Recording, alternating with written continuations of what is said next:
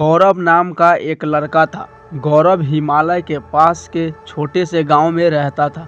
उसके गांव के आसपास एक छोटे से जंगल थे और एक छोटी सी नदी भी पास थी।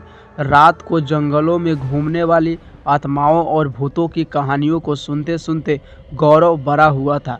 एक दिन गौरव के दोस्तों ने उसे गांव के सीमा के बाहर एक पुराने सुनसान घर पर जाने के लिए उकसाया। उसके दोस्तों ने कहा कि उस घर में कई साल पहले मौत हो गई थी। एक महिला की भूत घूमती है। उसने अपने दोस्तों की बात मान ली और उस घर में जाने के लिए राजी हो गया। अगले दिन गौरव उस घर के तरफ चल दिए। उसे बहुत ठंड लग रही थी।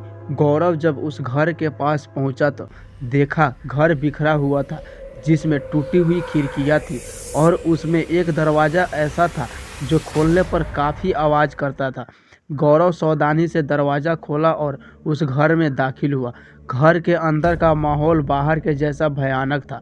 छत से जाले लटक रहे थे और हर कदम पर कुछ न कुछ सामान बिखरा पड़ा था।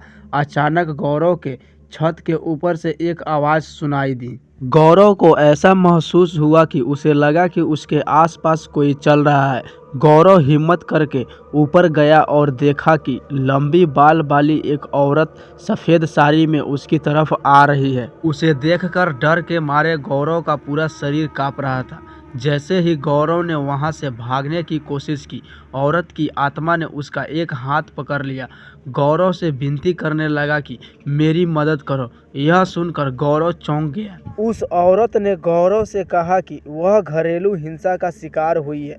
उसके पति ने उसकी हत्या करके इस जंगल में दफना दिया है और तब से उसकी आत्मा इसी घर में कैद हो गई है। यह सुनकर गौरव ने उस आत्मा की मदद करने का सोचा और उसने उस आत्मा से यह वादा कर लिया कि हम आपको मुक्ति दिला कर रहेंगे। और गौरव ने उस तड़पती दिल खिलाती आत्मा को मुक्ति दिलाने के प्रयास में लग गया।